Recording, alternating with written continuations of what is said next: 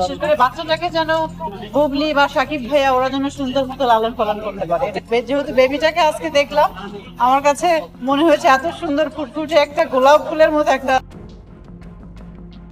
সাকিব ও বুবলির কন্যা সন্তানকে দেখে এবার প্রশংসায় পঞ্চমুখ হলেন ঢাকায় সিনেমার জনপ্রিয় চিত্রনায়িকা ও অনন্ত জলিলের একমাত্র স্ত্রী বর্ষা।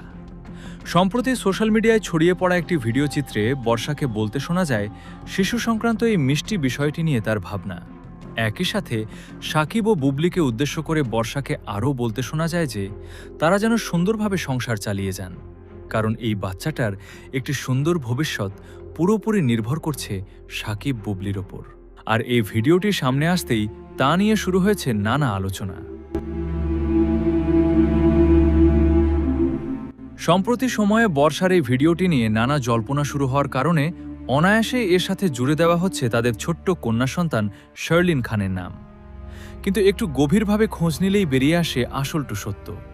বাস্তব অর্থে চিত্রনায়িকা বর্ষার এই ভিডিওটি বর্তমান সময়ের কোনো নতুন মন্তব্য নয়, বরং এটি ধারণ করা হয়েছিল তাদের প্রথম সন্তান শেহজাদ খান বীরের জন্মের সময়কার একটি বিশেষ প্রেক্ষাপটে। সুতরাং বর্ষার এই পুরনো দিনের ভিডিওটি মোটেই বর্তমানের কন্যা সন্তান শার্লিন খানকে উদ্দেশ্য করে নয়।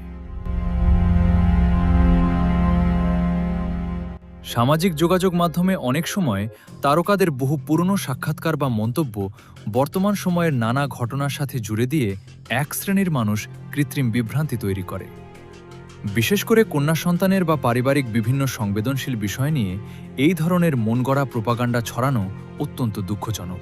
তাই যে কোনো খবর বা ভিডিও সামনে আসলেই তা যাচাই না করে অন্ধের মতো বিশ্বাস করা থেকে বিরত থাকা উচিত। তারকাদের পুরনো প্রসঙ্গ এভাবে বর্তমানের সাথে গুলিয়ে ফেলা নিয়ে আপনাদের নিজস্ব ভাবনা কি? জানিয়ে দিন কমেন্ট বক্সে।